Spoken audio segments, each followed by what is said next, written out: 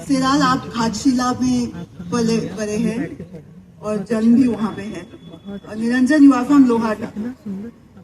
So before I go on to this particular topic, I wanted to ask both of you कि ये cinema का भूत कब चढ़ा और कैसे?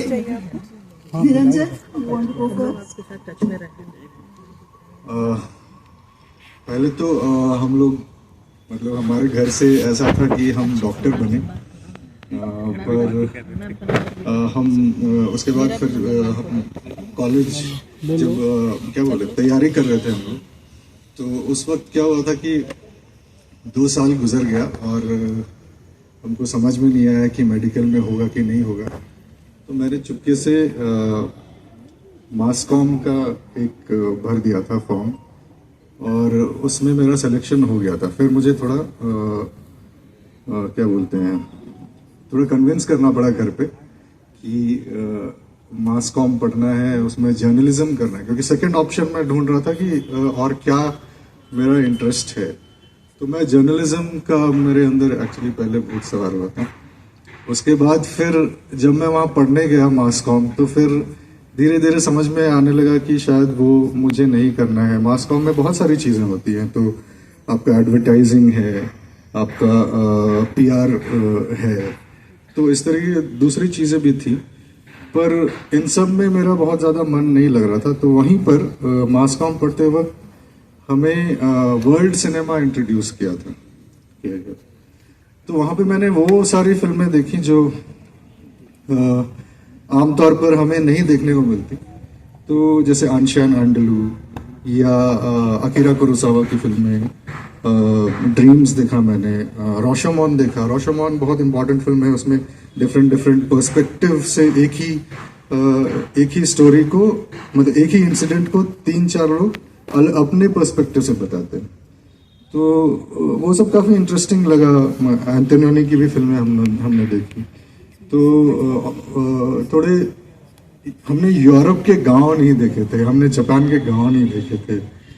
तो वो सारी चीज़ें देख करके उसके बाद फिर 1-2 और इंडियन फिल्म मेकर्स भी थे। उसमें सबसे अहम नाम है गिरीश कासरवल्ली और अडूर गोपालकृष्णन। तो उनका जो चित्रण था अपने जगह का, अपने लोगों का, तो वो सारी चीज़ें देख करके मुझे ऐसा बिलीव हो रहा था कि हमारे जगह का भी एक सिनेमा हो सकता है जो कि ऐसा ही दिखता है किसी न किसी। जैसे मैंने द्वीपा देखी, तो उसमें एक आदिवासी महिला की कहानी है, और इस तरीके के जो भी सीन्स वगैरह देखता था, जो दृश्य देखते थे, वो काफ़ी मिलती जुलती थी हमारे जगह से।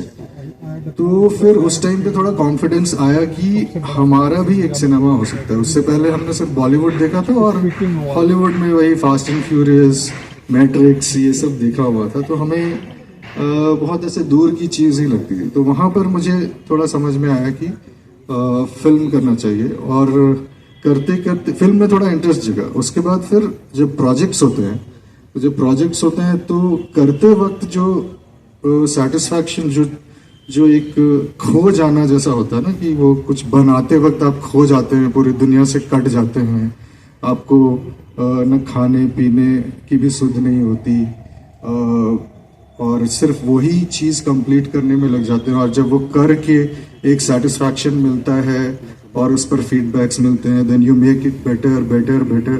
तो वो सारा प्रोसेस जो है ना, वो बहुत एक सेटिस्फाइंग प्रोसेस था।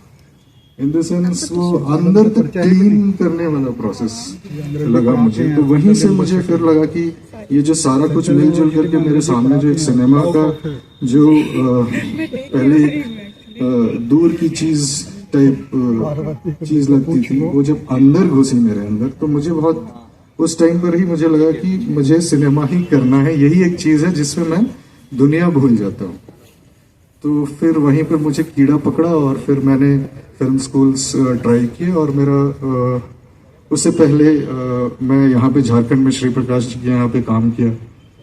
तो वो सारा प्रोसेस मिल करके फिर मैं फिल्म स्कूल ज्वाइन करके फिर अभी मैं फिल्में कर रहा हूँ। यही मेरी कहानी है। सिरार, आप जब स्कूल में पढ़ रहे थे घाटशिला में, उसके बाद आप रांची आए कॉलेज करने के लिए, तो बचपन में फिर कॉलेज लाइफ में किस तरह की फिल्म्स आप देखते थे? आप सभी को जोहार। बचपन में मैं घाटशिला से हूँ और संताल ट्राइब से बिलोंग करता हूँ, तो सिनेमा का तो जनरली जैसे टीवी में देखते हैं वो है। जात्रा जो बंगाली जात्रा से संथालों ने लिया, फिर अपना उन्होंने खुद डेवलप किया कुछ संथाली जात्रा, तो वो बहुत पॉपुलर थे संथाल इलाकों में। और जब एक समय था जब वहाँ पे महिलाओं को काम नहीं करने देते थे संथाली जात्रा में, तो पुरुष ही करते थे। तो मेरे बड़े पिताजी और कई सारे एक मामा जी थे, तो वो ही हीरो हीरोइन का ऐसा रोल करते थे, तो बहुत इंटरेस्टिंग लगता था। और हम वो बचपन में वो मंच होते हुए हम देखते थे, तो वो इंटरेस्ट मुझे लगता है कि सीड जो था ना वो कहीं ना कहीं तब से वो लग गया था वो। और सिनेमा तो तब के समय में भी तो दूरदर्शन में था, जो देखते थे वही था। तो हमारा इनिशियल जो एक्सपोजर जो सिनेमा के लिए था वो वही बॉलीवुड ग्लैमर वही था। हुआ यूं कि वहाँ से जब मैं रांची पहुंचा, घाटशिला जब 10th करने के बाद जब मैं रांची पहुंचा, रांची में एक कॉलेज है, वहाँ +2 में मैंने दाखिला लिया, गॉस्नर कॉलेज। और हुआ यूं कि वो गॉस्नर कॉलेज और एक सुजाता थिएटर है वो आजू बाजू ही था। तो मोस्टली मुझे याद है कि मैं तो अभी भी है, तो मैं साइकिल अपना अंदर करता था गॉस्नर कॉलेज के साइकिल स्टैंड में, पर मैं जाता था सुजाता सिनेमा थिएटर में। तो वहां से मेरी पढ़ाई, मतलब जो सिनेमा की पढ़ाई जो है वहां से शुरू हुआ कि मैं सिनेमा, मतलब मैं और एक मेरा बंगाली फ्रेंड था कल्याण सरकार, वो ही मतलब वो बहुत ज्यादा इंटरेस्टेड था सिनेमा को लेके, तो मैं उनको फॉलो कर रहा था। तो हम सिनेमा बफ थे, मतलब seeing about 5 films a week. तो ऐसे बहुत सारी फिल्में थी जो पॉपुलर सिनेमा हम रिपीट कर रहे थे, रिपीट डायलॉग्स रिपीट हो रहे हैं। मुझे एक बार याद है कि वहाँ पे एक नौशाद करके एक बंदा था जो गेट पे रहता था और टिकट चेक करता था सुजाता थिएटर्स में। तो मुझे एक बार याद है कि हम तो कॉलेज स्कूल में उतना डांट नहीं पड़ा जिनसे उतना पड़ा। एक दफा हम लेट आ गए तो वो गुस्सा करने लगा, अभी आ रहे 15 मिनट लेट हो गया, तुम क्या कर रहे हो, इतना देर से जल्दी आना चाहिए ना ऐसा। तो तब मुझे रियलाइज हुआ कि हाँ बहुत मतलब ज्यादा ही देख रहे हैं हम। तो उसके बाद +2 के बाद जैसे निरंजन बोल रहे थे कि सबको डॉक्टर और इंजीनियर ही बनाना था, तो मुझे इंजीनियर बनाना था पापा को।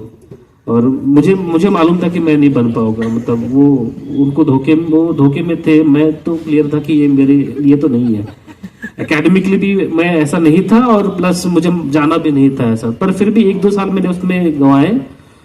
फिर उन्होंने वो पता लग गया उनको कि नहीं, इनसे नहीं हो पाएगा, तो आप देख लो क्या करना है आपको। तो मासकॉम, मुझे एक सीनियर है मासकॉम होता है यहाँ पे सेंट जेवियर्स कॉलेज में, तो कुछ साथी लोग भी स्टूडेंट बैठे भी हैं।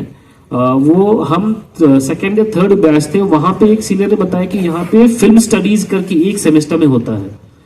सो मेरा इंटरेस्ट था कि मैं फिल्म स्टडीज में जाऊंगा, पढ़ना है 6 महीना ही हो, पर I want to do something. वहां जाके भी वो नहीं था कि मुझे सिनेमा बनाना है वैसा।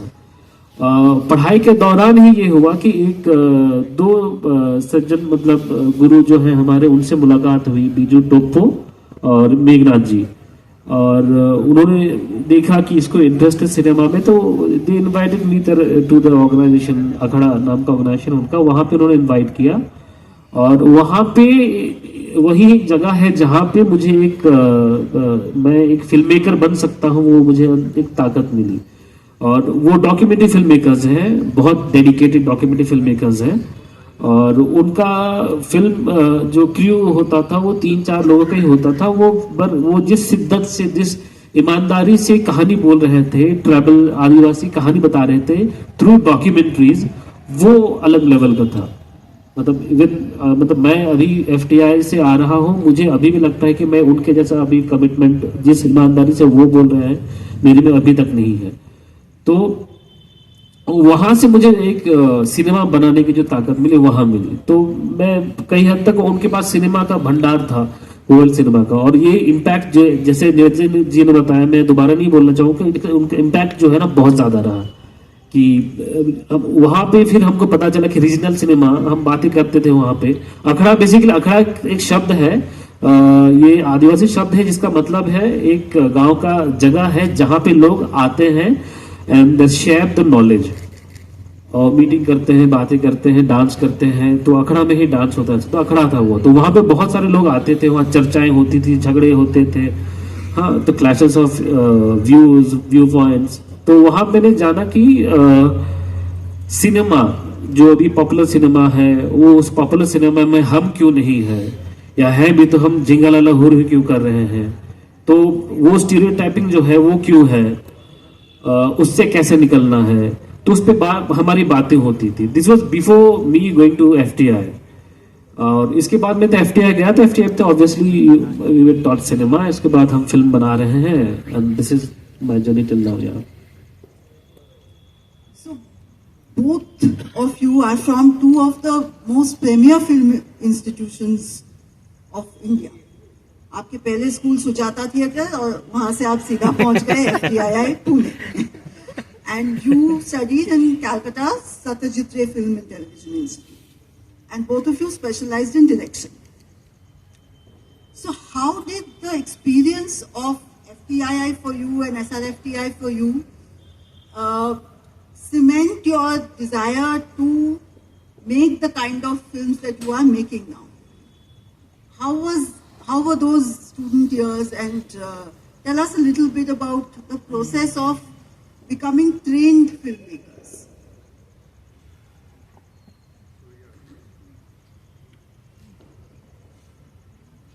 हेलो।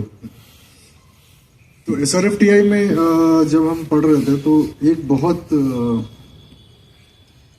जो नई बात मेरे लिए, बहुत इम्पोर्टेंट बात जो वहाँ पर हुई थी कि शुरू में जब मतलब they give you some exercises just to know, just to map कि तुम, आपके दिमाग में चल क्या रहा है, आप क्या बना रहे हो, क्या सोचते हो, कैसा सोचते हो। तो जो इनिशियल प्रोजेक्ट्स जो सब दिए थे, तो everybody was just making some love story, something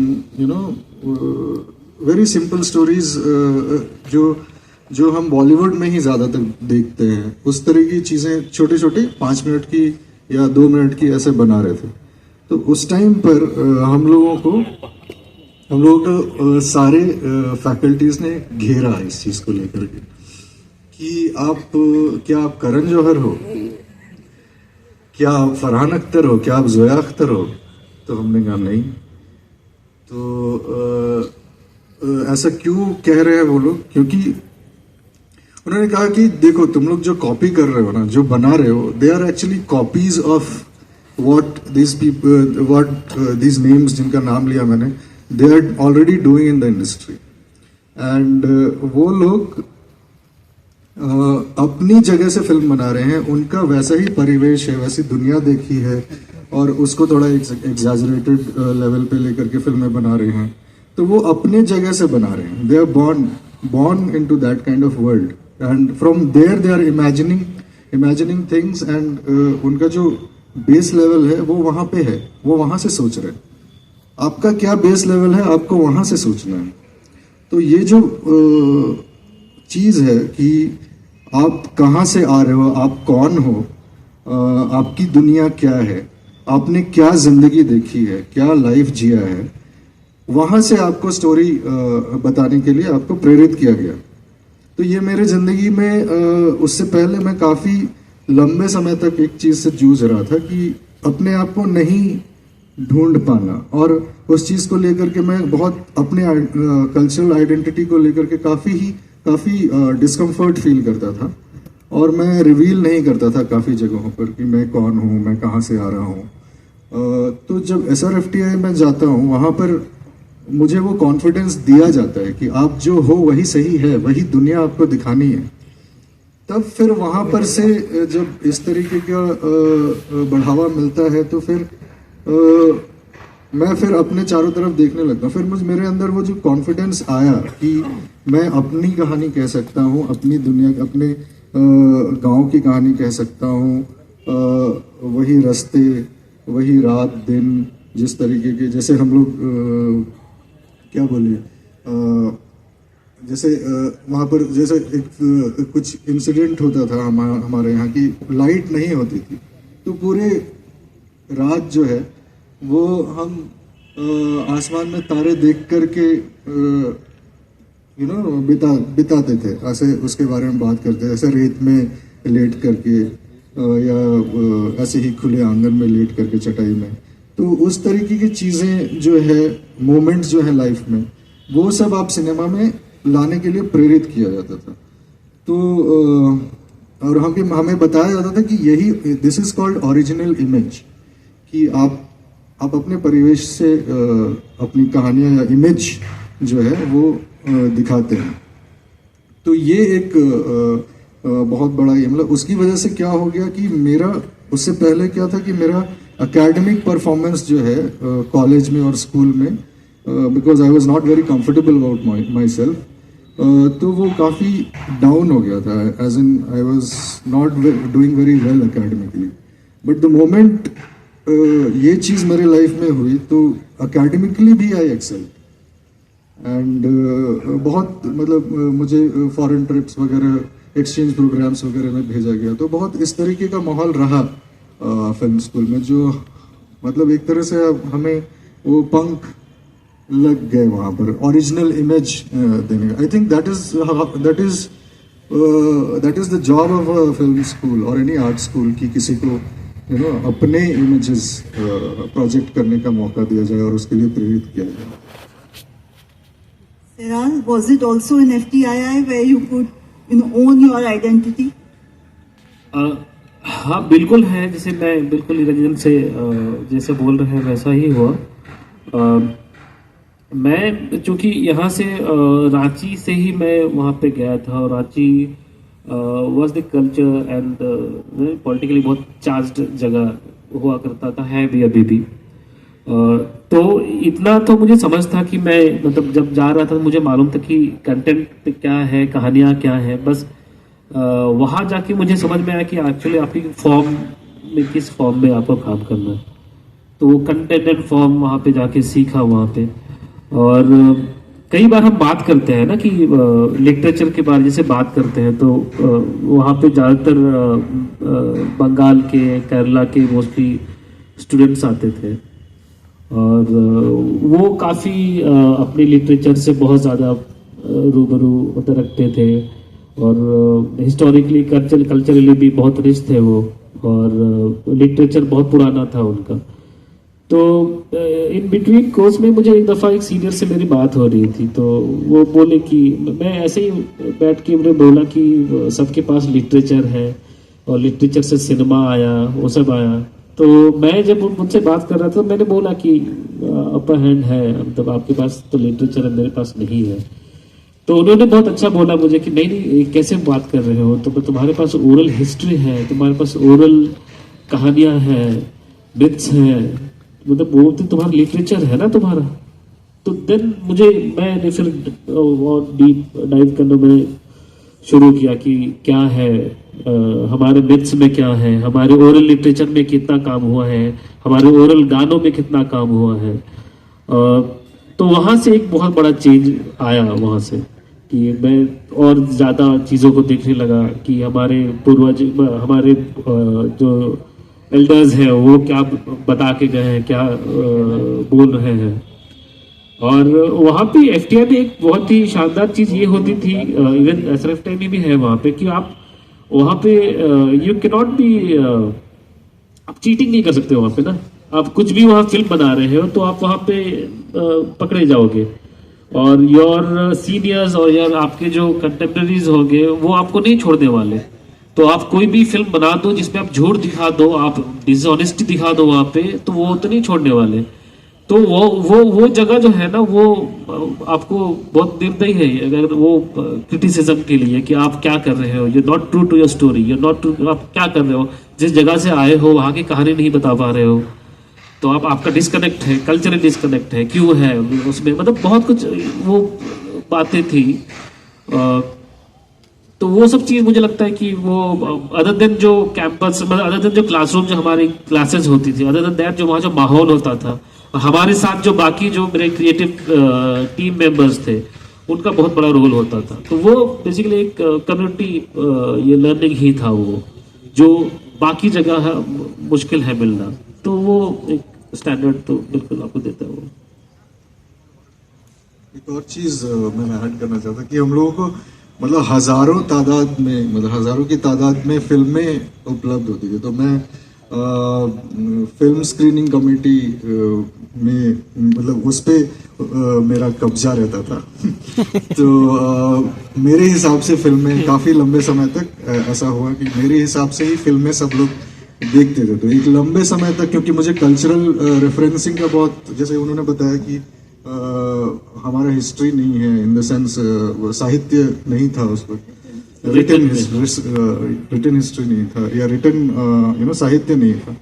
तो कल्चरल रेफरेंसिंग की एक इशू तो हमेशा रहती थी। तो हम लोग, मैं क्या करता था कि जो क्लोजेस्ट फिल्में हैं ना, जैसे कि थोड़ा लैटिन अमेरिका देखा, थोड़ा ये क्या बोलते हैं अफ्रीकन सिनेमा देखा, तो ये क्लोजेस्ट जो प्रॉक्सिमिटी में आते थे उनको देख करके थोड़ा कोशिश किया कि ये थोड़ा मिलता जुलता है, हम लोगों से थोड़ा मिलता जुलता है। तो उस तरीके से, और फिर जैसे कि फोकलोर वगैरह के बारे में बात कर रहे हैं, तो उसमें किस तरीके से आप, जैसे एक चीज मैंने पकड़ा, मुझे समझ में आया कि हमारे जीव जंतु, दिन रात, ये सारी चीजें काफी हर स्टोरी में आपको मिलेगा, ठीक है।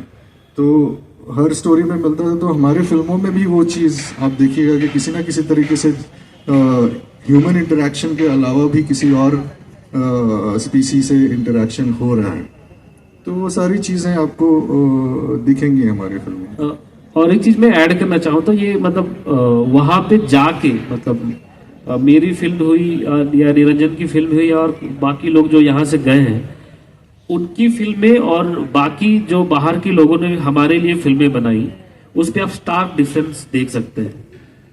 वो जैसे झिंगा लाला हुर कर रहे हैं तो हमारे में झिंगा लाला हुर नहीं है, मतलब we are actual normal people, जो जैसे जिस तरह से हमें दिखाया गया है।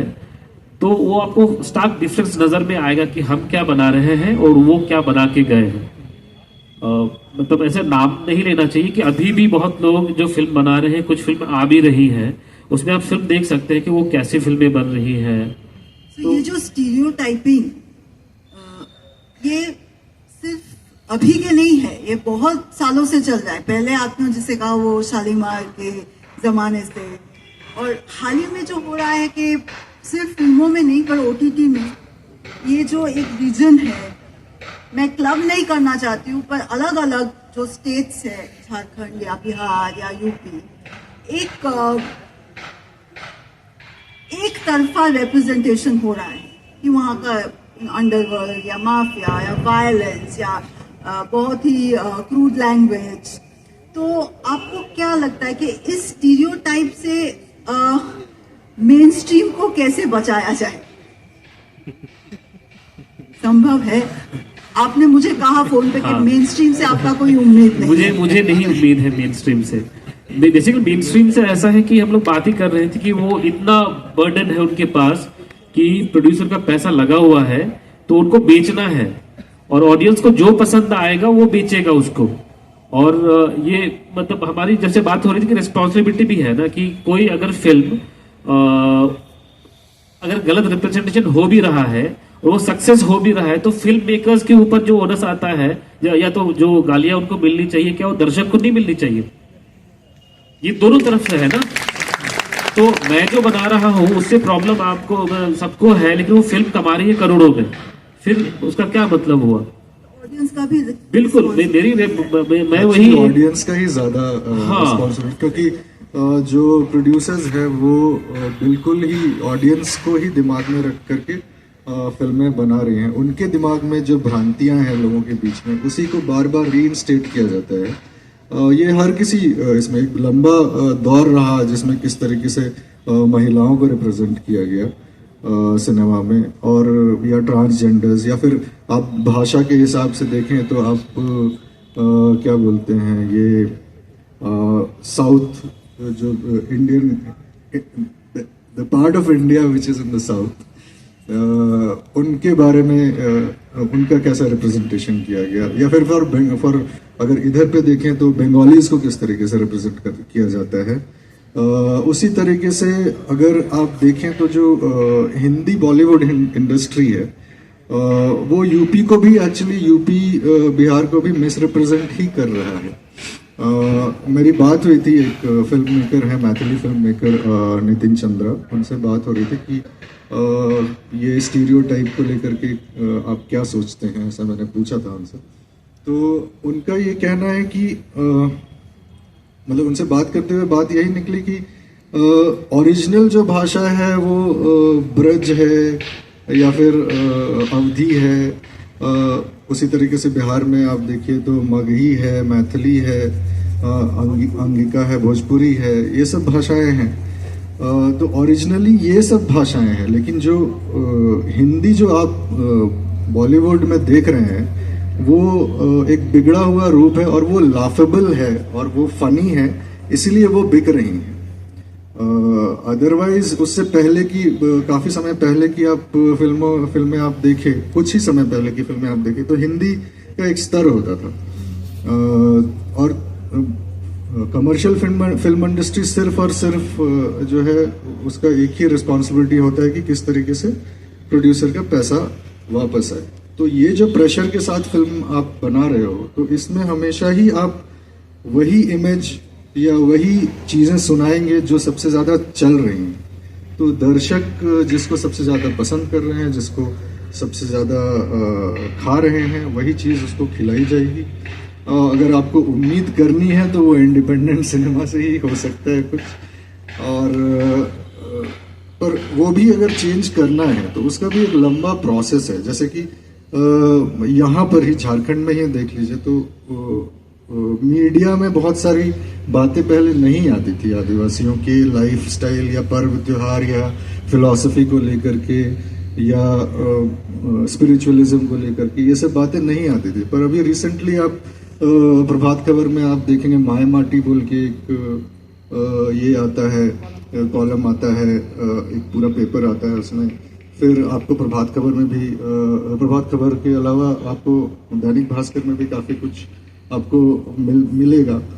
तो काफ़ी चीज़ें बदली हैं, तो ये सबको मिला जुला करके ही काम करना होता है। और जहाँ तक स्टीरियोटाइप के बारे में बात कर रहे हैं, तो ये जो बिहार, झारखंड, उत्तर प्रदेश, बिहार और झारखंड को एक साथ खड़ा करके देखना भी अपने आप में एक स्टीरियोटाइप है। क्योंकि झारखंड बिल्कुल ही अलग चला जाता है। हालांकि यूपी और बिहार भी सेम नहीं है, लेकिन झारखंड बिल्कुल ही अलग चला जाता है क्योंकि यहाँ का पॉपुलेशन डेमोग्राफी जो है वो काफ़ी अलग है। जहाँ पे आदिवासी बहुल क्षेत्र है, और नाम नहीं लूँगा फिल्म का, अगेन फिल्म नहीं, वेब सीरीज़ का, जिसमें मैंने खुद भी काम किया है, वो इसी क्षेत्र का वेब सीरीज़ रहा है। और उसमें आप इस क्षेत्र में, मतलब जिस क्षेत्र में पूरी शूटिंग हुई थी, वो पूरी मतलब जिस क्षेत्र की कहानी है, उसमें संथाल बहुल क्षेत्र है। संथालियों को छोड़ करके आप नहीं इमेजिन कर सकते हैं उस जगह को, लेकिन उसमें एक भी संथाली पात्र नहीं है, एक भी संथाली लोग नहीं दिखते हैं। उसी तरीके से कुछ फिल्में अभी आ रही हैं, क्योंकि अभी बहुत दौर चला हुआ है, सबको आदिवासी टॉपिक पे फिल्में बनानी है। नहीं, एक दौर चला हुआ है आदिवासी टॉपिक पे ही बनानी है, तो वो चल रहा है, जिसमें आपका ये सब भी फिल्में जो अभी ऑस्कर वगैरह जीती हैं, वो सब भी आदिवासी टॉपिक्स ही हैं। तो अभी एक दौर चला है, तो उसमें अभी रिसेंटली कुछ फिल्म आई है, अभी रिलीज हुई है कुछ दिन पहले। उसमें भी आपको इमेज का इशू दिखेगा। आपको चंदवा का रीजन दिखा करके डोंगरिया कुंद के गेटअप में आदिवासी दिखेंगे। तो ये सब जो इमेजेस का क्या बोले, एक तरीके से होमोजेनाइज करके, ये चीज मुस्लिम्स के साथ भी हुआ। मुस्लिम्स के साथ भी हुआ कि मुस्लिम्स में डिफरेंट सेक्ट्स हैं, वो आप सबको एक मिक्स करके नहीं देख सकते। पहनावा अलग है, हाँ, इबादत की तरीका अलग है, भाषा भी अलग है। तो ये सब लेकिन सबको एक ही चादर में लपेट करके परोसने की जो ये उसी तरीके से अब आदिवासियों के साथ भी हो रहा है। पर पूरे देश में बहुत सारे आदिवासी रहते हैं, अलग अलग ट्राइब के आदिवासी रहते हैं, तो उनका अलग कल्चर, पहनावा, खान पान, सोचने का तरीका सब कुछ अलग है। और ये एक चीज़ है। और स्टीरियोटाइप में बहुत कुछ मेरे दिमाग में है। एक और स्टीरियोटाइप मुझे लगता है कि पूरी दुनिया में सब लोग ये मान चुके हैं कि आदिवासी प्रकृति पूजक है, नेचर वर्शिपर का एक टैग लगा हुआ है। तो एक्चुअली जो अब हम जैसे हिंदू मुस्लिम ऐसा हो गया, तो हम टेम्पल वर्शिपर तो नहीं बोलते ना। तो उसी तरीके से ये जो जाहिर है या देशावली है या सरना स्थल है, ये सब जो है, ये सब जगह है, places of worship. They are not the gods. जो हमारे जो बोंगा सब हैं, उनके बारे में किसी को कोई ज्ञान नहीं। कौन किस चीज को लेकर के डिनोट करता है, किस चीज के लिए। जैसे कि अभी पिछले सेशन में हम भूतों के बारे में बोल रहे थे, दे आर स्पिरिट्स। एग्जैक्टली, भूत नहीं है, स्पिरिट से भूत तो उसी तरीके से बहुत सारे बोंगा हैं हमारे। तो थोड़ा डीपर नॉलेज चाहिए लोगों को कि we are not worshipping trees and mountains only. वो these are places of worship, हमारे हैं अपने गॉड्स। तो ये एक स्टीरियोटाइप है जिसके बारे में मैं थोड़ा बोलना चाहता था। Because of this that we need voices from the region. And जैसे आप भाषा की बात कर रहे थे, your first student film Pahara was the first film to be made in the Kuruk language, right? No, I would not say that because before that I had seen some work. एक प्रकाश जी बोल के है film, he's not a film, he doesn't call himself a filmmaker, but he made a film called Sirasita Nale long back, जो कि बहुत ही थोड़ा it was not a very well made film, but it was there. After that there was an attempt to make a short film by Biju Tapuri. So he also made a film called Sona Gahi Pinjara. So after that you see my film. Yeah, that was the first film that probably went across to various film festivals and And it is went available to yeah. see on a platform Yeah, I know. which everyone can Yeah. easily And access. it is part of it is in the archive of Government of India, and it went it has been used as this जो क्या बोलते हैं उसको, foreign exchange. हाँ, हाँ, तो foreign exchange वगैरह होते हैं, तो as a representation of the country ये सब में यूज हुआ है। तो that was probably the first film, that was the first film that ever went. Then you made another film, Elpa Kana, Going Home, which won the National Award for Best Audiography in the Non-Feature category. So in that film, your protagonist, Ashok, he is caught between two worlds. एक तो गांव में जहाँ पे उनके parents रहते हैं, और शहर में जो वो काम कर रही है, and he is living with his partner. And the main problem there is religion and religious identity. And these are not things that we ever will see in the mainstream series or a mainstream film. So, how did you decide to make a film on this topic? Is this something which you have seen very closely and you have personal experience or, around you? Yeah, it was very much experienced and also seen by me, and I had seen it around my house. मेरा वो film बनाने का mostly उद्देश्य यही था कि उससे पहले हमने जो कुछ भी फिल्में देखी थी, जो कुछ बन रहा था उसमें usually we used to see that एक तो आंदोलनरत आदिवासी का एक स्टीरियोटाइप है, जो कि हम लोग ही बना करके, हम लोगों ने ही एक स्टीरियोटाइप बनाया है कि एक आदिवासी हमेशा आंदोलन करते रहता है। पर उसके बियॉन्ड भी लाइफ है, हम जीते हैं, हमारे पर्व त्योहार है, हम प्रेम करते हैं,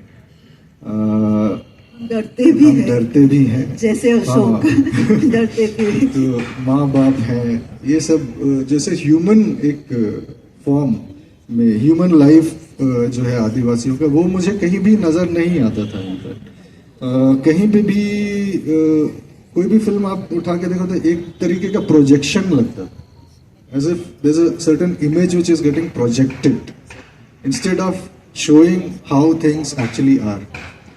तो वो हमेशा से लगता था। जैसे द्वीपा भी अगर मैं देखो, गिरीश कासोली की फिल्म है, उसमें भी मुझे ऐसा लगता था कि एक जानबूझ करके कि अरे ये आदिवासी है बोल करके उनको बहुत सारे एक्टिविटीज, ऐसे स्पेसिफिक ट्राइबल एक्टिविटीज दे दिए गए कि वो आदिवासी है डिनोट करने के लिए ही वो एक्टिविटीज। हालांकि that is one of my favourite films also, I really love it. उसी तरीके से जैसे झिंगालाला हो वाला जो आपने बोला, उसमें तो आप देखोगे शालीमार, तो आप मतलब उसमें कोई यूनिफॉर्मिटी ही नहीं है, मतलब ट्राइब्स में they are all different looking tribes portrayed as one tribe. तो उसमें आपको नॉर्थ ईस्ट वाले भी दिख जाएंगे, आपको डार्क स्किन वाले भी दिख जाएंगे, और सब एक ही कपड़े पहने हुए हैं एक ही टाइप के, और सब एक ही ट्राइब को रिप्रेजेंट कर रहे हैं। तो वैसा है। एंड देयर इज अ गोरी इमेज कि हाँ, और किसी को भी काट देते हैं, they are really angry all the time.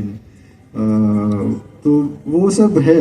Hero heroine के हीरो- जंगल में फंस गए तो उनको बॉयल करके ले जा रहे हैं। उसको बॉयल, हाँ, फिर हॉलीवुड के भी कितनी फिल्में देखा कि बॉयल कर रहे हैं उसको, है ना। तो ये सब इमेजेस देख देख के हमको लगा अरे हम तो ऐसे हैं नहीं ना।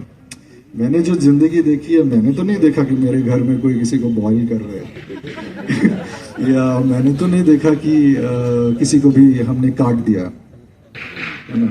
तो वो सारी चीजें हो रही थी। तो और आसपास का जो माहौल था वो जैसे नक्सलिज्म वगैरह हो गया, ये इस तरह की खबरें, और जैसे कि मैंने कहा आंदोलनरत आदिवासी, ये सब कुछ देखते हुए मुझे लगा कि नहीं, this is not life what we are seeing, this is not our life. Life कुछ और है, these are just projections of something. मतलब एक if you you know corner a cat somewhere and you corner a cat and that cat you know scratches you or bites you or shouts at you, you can't characterize that cat based on that. तो वो जो images हैं, generalisation, yeah, generalization. So that is what I wanted to break from Edpakana and really show our lives, how we are, how we talk to our parents, how you know, what are the kind of conflicts, the internal conflict our society has, this religion thing, and isko lekar ke there was a lot of hush hush, nobody was actually talking about it. So but it was happening, so I really wanted to do something like this, so that is why I made Edpakana. and Seral, you made your diploma film in Santhali, Sondha, in 2019, I think, and it traveled also to international film festivals.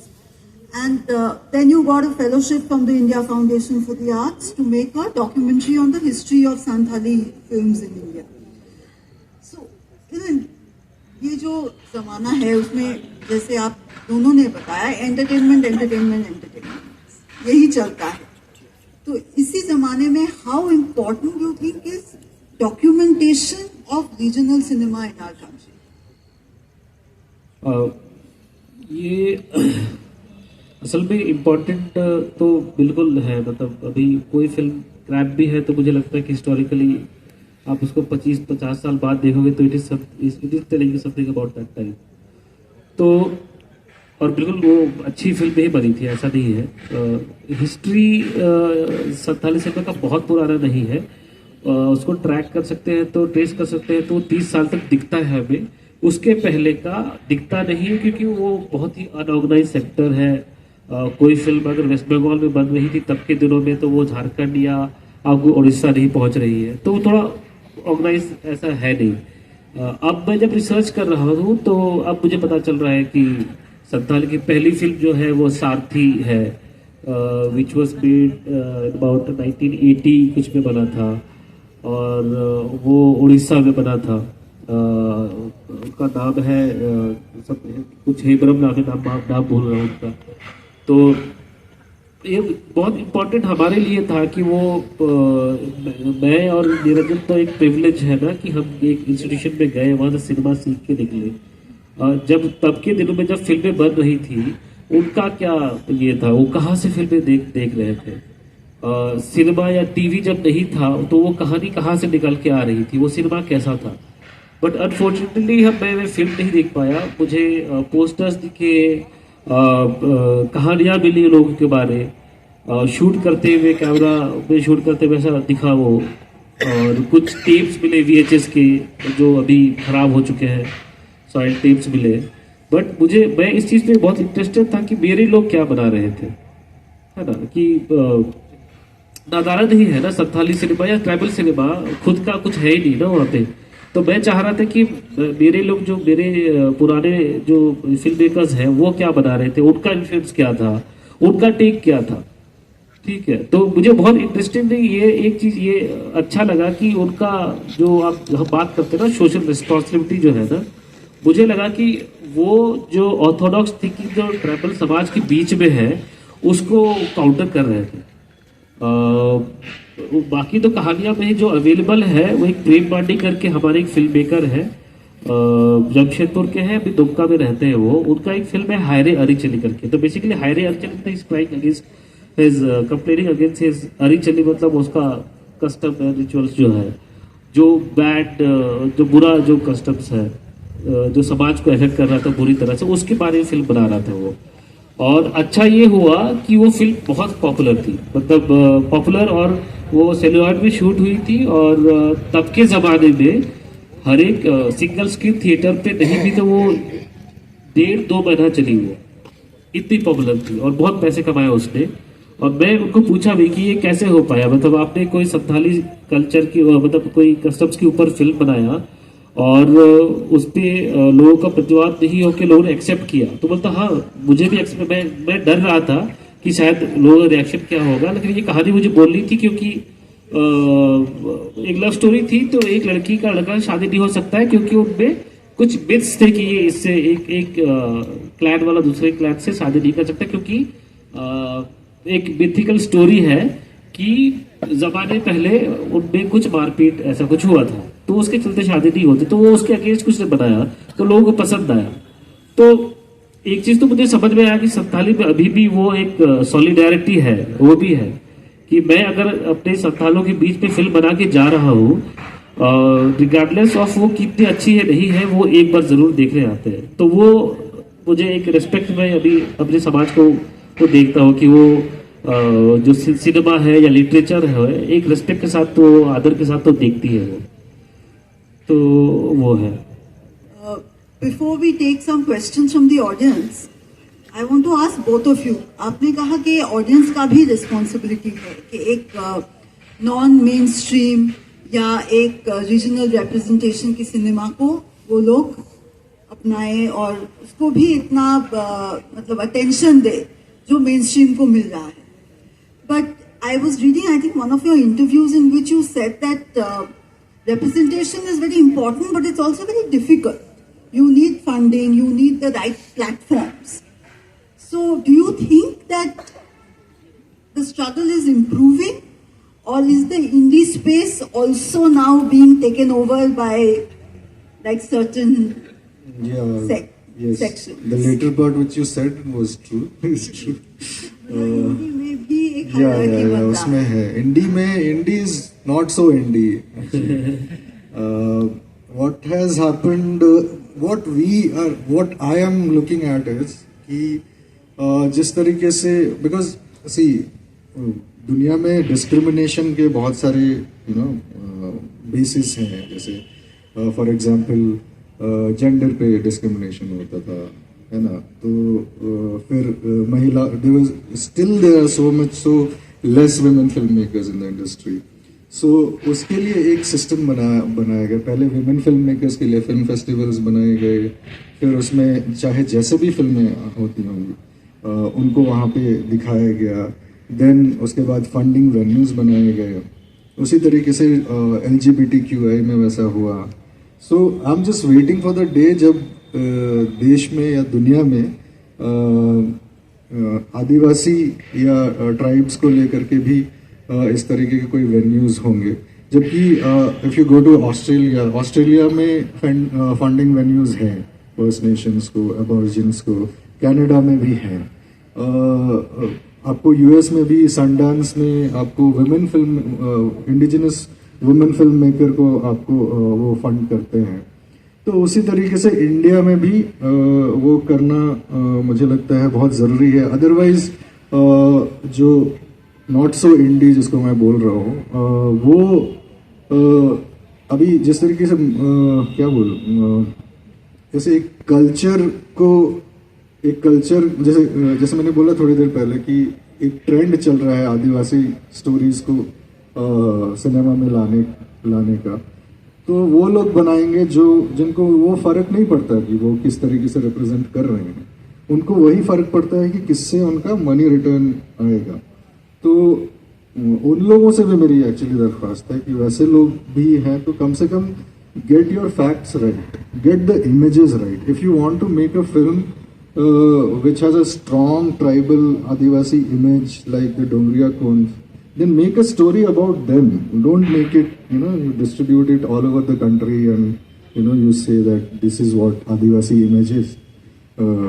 तो उस तरीके का आपको मतलब इस तरीके के venues जो फंडिंग वेन्यूज़ हैं, I hope that in coming days certain sponsorships will come, certain companies, certain they will look into this, and they would even if they if they have the CSR kind of thing, if they want to do something like this and bring forward authentic Adivasi stories from the country, and authentic representation of the Adivasis in cinema.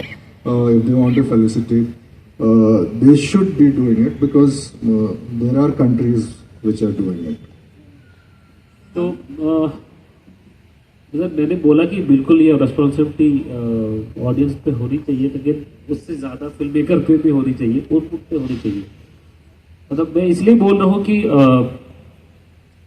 जहाँ पे भी regional cinema बहुत rich है, जहाँ पे लोग कहानियाँ बोल रहे हैं अपने लोगों के बारे में, आपको वहाँ जाके ये हमको देखना चाहिए कि क्या उनके ऑडियंस जो है क्या वो सिनेमा लिटरेट है या नहीं है। तो हमें ये पता चलेगा कि उनका सिनेमा का कल्चर बहुत पुराना है और एक एफर्ट से हुआ है, बहुत सालों के काम से, कि उनके ऑडियंस को सिनेमा लिटरेट बनाया गया। वो गवर्नमेंट एजेंसी के थ्रू हुआ, एनजीओस के थ्रू हुआ, इंडिविजुअल फिल्म या ग्रुप ऑफ फिल्म मेकर्स के द्वारा हुआ।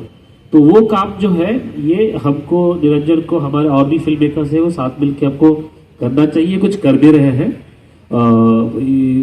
बिल्कुल नाम लेना चाहिए, दीपक बेसरा करके मेरा दोस्त है, इनकी भी दोस्त है, बहुत प्यारा आदमी है। वो एक फेस्टिवल चलाते हैं, वर्कशॉप कराते हैं गांव-गांव में जाके, हम लोग उसमें पार्ट है। और वैसे तमाम चीज़ गवर्नमेंट की तरफ से भी आना चाहिए कि आपकी सिनेमा, आपकी स्टेट की सिनेमा के लिए आप कितना काम कर रहे हो। तब हम ये सोच सकते हैं कि मैं ऑडियंस को वो जो बोल रहा हूँ ना रिस्पॉन्सिबिलिटी की बात, तब हम उनको बोल सकते हैं कि अब आपकी रिस्पॉन्सिबिलिटी है। अभी तो ये बिल्कुल बेईमानी होगी ना कि आपने उनको कभी कुछ अच्छा दिखाया ही नहीं है। आपने रीजनल सिनेमा क्या है, वर्ल्ड सिनेमा क्या है, साउथ अमेरिका में क्या बन रहा है, जापान में क्या बन रहा है, आपने कभी दिखाया नहीं उनको। और आप एक्सपेक्ट कर रहे हो उनसे कि वो अच्छे सिनेमा की बात करें, उसको एक्नॉलेज करें। वो नहीं होने वाला, एक तरफा नहीं है। तो ये जो पूरा प्रोसेस है ये दोनों तरफ से होना चाहिए, ठीक है। ये हम सिनेमा लिमिटेड उनको ये बनाए और प्लस हम हमारी जिम्मेदारी भी समझे कि ये कहाँ जा रहा है, कैसे जा रहा है जी। तो हाँ, और ये है कि ऐसा नहीं है कि जैसे बिहार मैथिली में बहुत सुंदर एक फिल्म आई थी गमक घर करके, एक गमक घर है, उसकी अचल मिश्रा का फिल्म है गमक घर। उसके बाद उसने धोई बनाई जो भागलपुर में बेस्ड है, वो कितनी सुंदर उसने फिल्म बनाई। कहानी जो है बिल्कुल विपरीत है। हम जो इसके बारे में बात कर रहे हैं कि ये वासेपुर या मिर्जापुर के बाहर जो बात कर रहे हैं, हम धोई को देख सकते हैं, अचल मिश्रा की फिल्मों को देख सकते हैं, वो कैसे चीज़ों को देख रहे हैं, अपनी जगहों कैसे देख रहे हैं। धोई का मुझे याद है, धोई का उसने जो एक रेलवे क्वार्टर्स को जिस तरह दिखाया था, मतलब बहुत ही नॉस्टैल्जिक था, मतलब अरे बहुत सुंदर।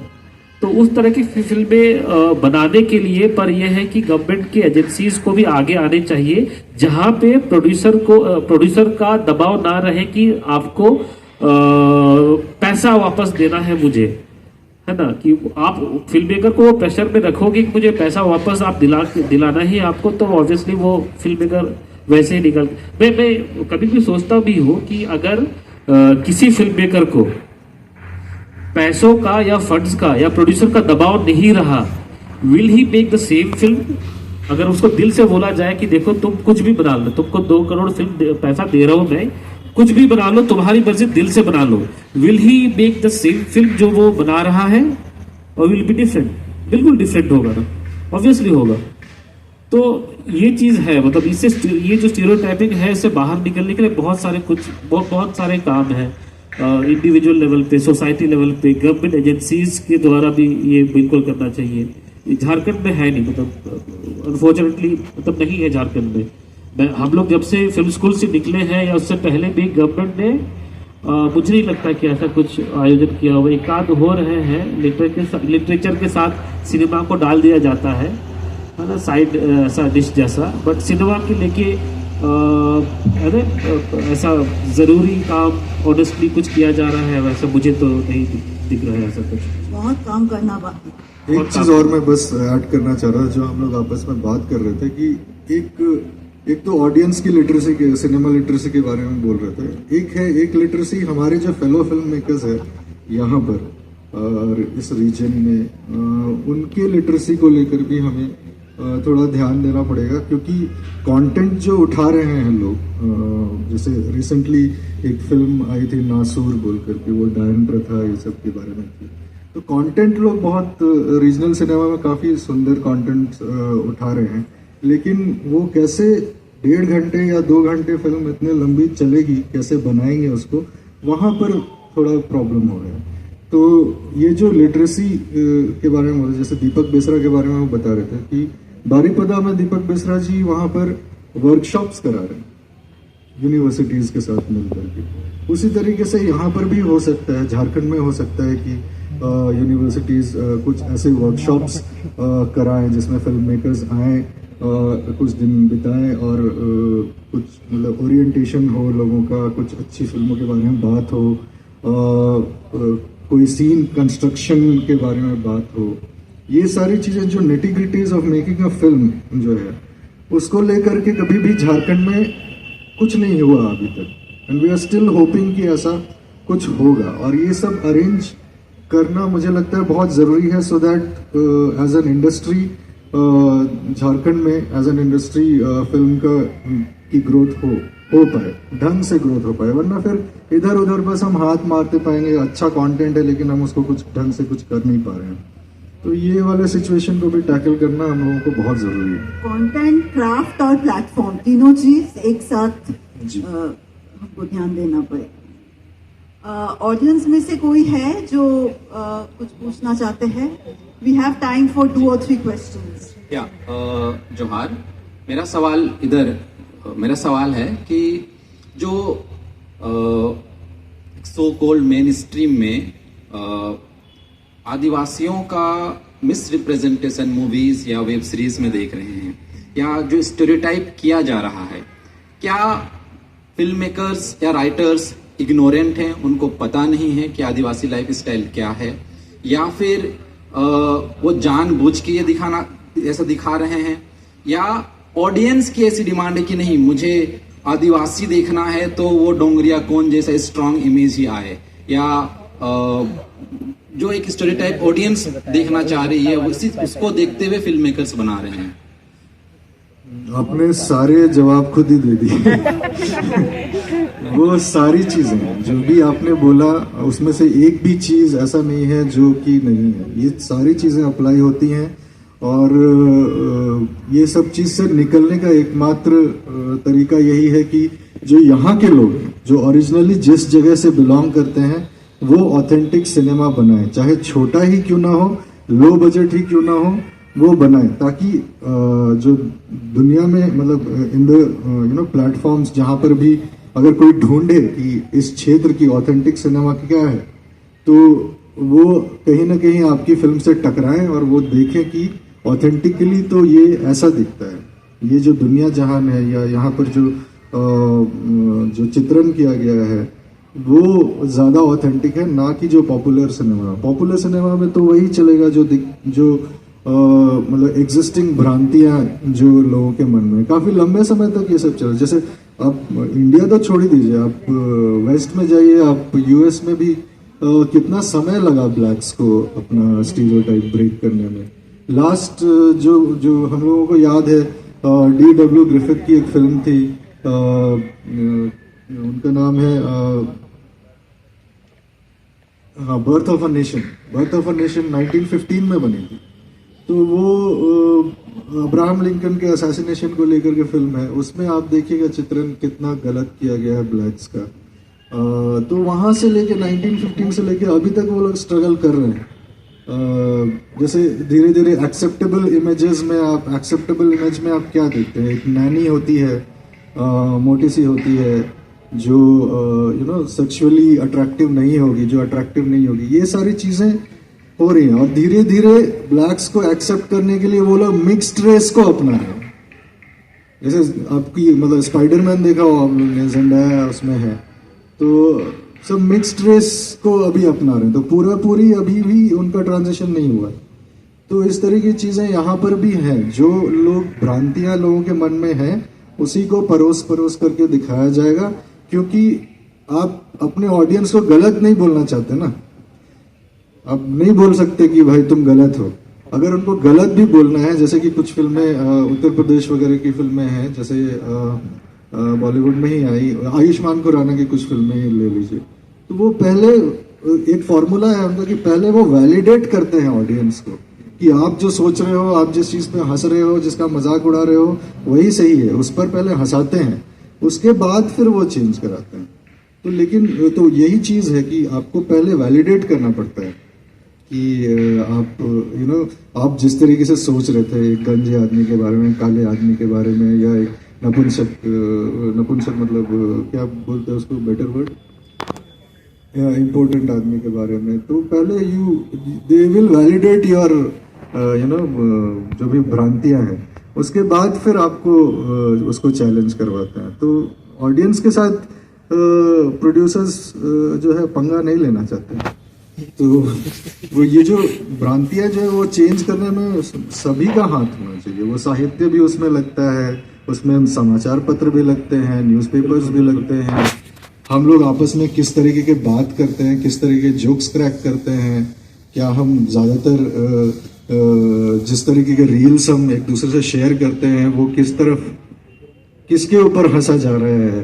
हाँ, वो जो अभी चल रहा है बॉयज बोल के इसमें इंस्टाग्राम में, तो वो सारी चीज़ों को आपको चेक करना पड़ेगा कि किस चीज़ के ऊपर आप हंस रहे हैं। तो वो सारी चीज़ों को मिला जुला करके ही आने वाले कुछ वर्षों में शायद हम उम्मीद कर सकते हैं कि चीज़ें बदलेंगी। और ये ऐसा जिस फिल्म का जिक्र हो रहा है ये तो वहाँ पे एक चीज़ ये भी है कि ये हम बोल रहे हैं, मतलब अगर हम नहीं बोलते अभी तो शायद किसी को फर्क भी नहीं पड़ रहा होता। मतलब हम करनी सेना तो है नहीं कि आप राजपूत के बारे में कुछ दिखा दो, मारपीट करने आएंगे। भले ही हमको फिल्म में दिखा रहे हैं कि हम बहुत वायलेंट हैं, वॉयल करेंगे आपको, पर ऐसा तो है नहीं। तो वो एक प्रेशर ग्रुप भी नहीं है ना ऐसा उस तरह से। तो ये आप जैसे बोल रहे हो कि ये जो काउंटर जो है ना, ये अच्छा फिल्म बना के रिव्यू दे के और पूरा एक प्रोसेस है बेसिकली। तो ये मतलब एक बहुत कंटिन्यूस प्रोसेस होना चाहिए कि क्या हो, कैसे हो, कुछ गलत है तो वो कैसे उसको आइडेंटिफाई करें, उसको चेक करें, तो वो है। We have time for one more question, if anybody wants to ask. एक सवाल है, जैसे आपने कहा कि स्टीरियोटाइप जो सिनेमा में आदिवासियों में जो चित्रण होते आ रहा है वो ठीक है कि पहले होता था, पहले रिसर्च उतना नहीं होता था। लेकिन कल मैंने जोरंग देखी, मैंने देखा कि उसमें भी जो आदिवासी हैं उनका वही है, तो उसी तरह से रिप्रेजेंट किया गया। खासकर इसमें दिखाया एक स्टोरी है झारखंड के आदिवासी की, लेकिन वो अभी भी वो लगभग यहाँ जितने भी आदिवासी दिखाए हैं सब आधे नंगे ही थे। जो उनका जो पहनावा था, जो उनका मेकअप था, वो बिल्कुल झारखंड का नहीं था। एक झारखंड वाला समझ सकता है। तो अब जब इतनी सारी सहूलियतें हैं, यहाँ शूटिंग हो रही है, आप लोग जैसे गुणी निर्देशक है या फिर बताने वाले हैं, तो वो लोग रिसर्च क्यों नहीं करते हैं? बॉलीवुड में रिसर्च क्यों नहीं हो रहा है?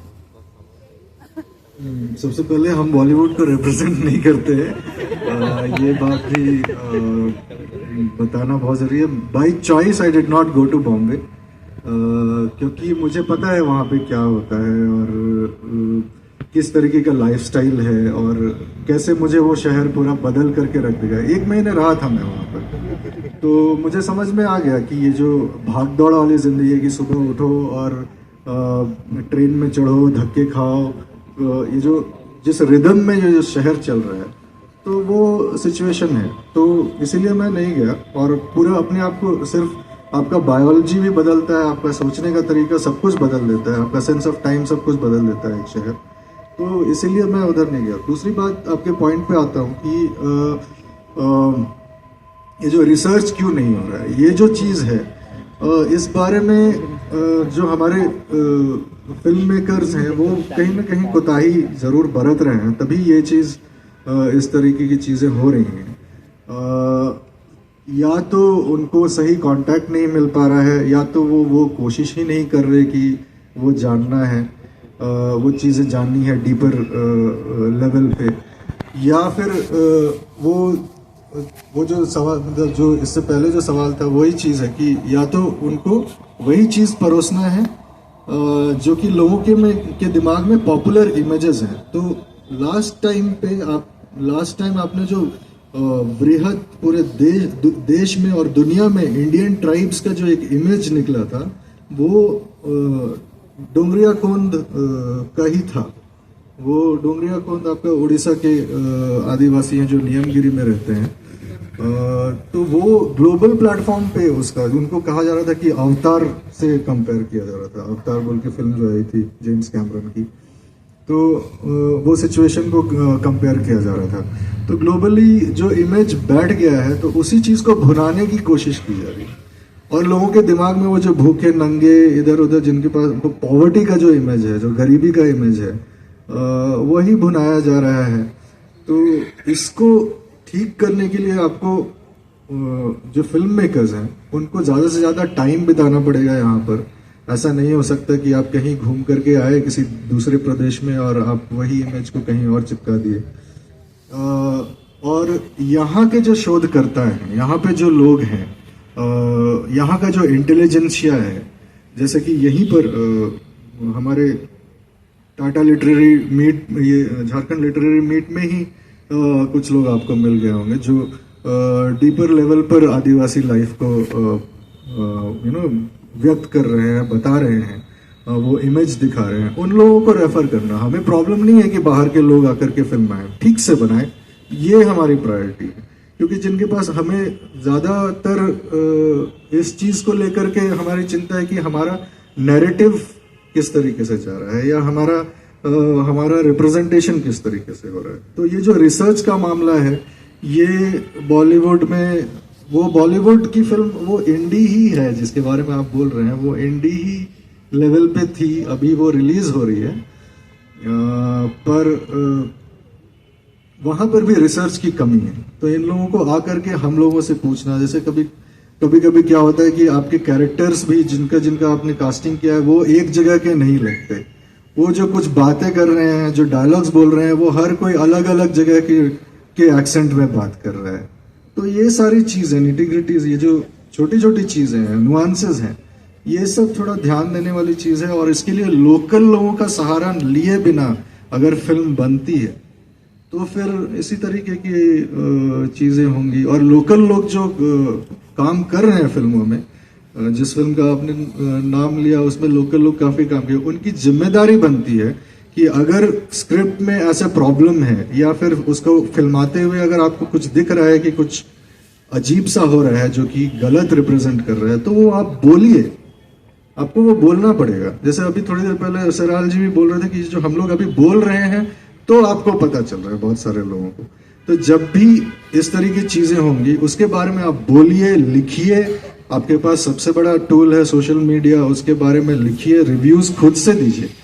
तो फिर और हैशटैग या टैग करके ये सब करके दीजिए, तो फिर धीरे धीरे लोगों को वो समझ में आएगा कि भाई लोग देख रहे हैं और समझ रहे हैं कि आप क्या कर रहे हो, कहाँ पे कोताही बरत रहे हो, आपका ये नहीं चलेगा बस। Thank you, Niranjan. Thank you, Seral, for sharing your views.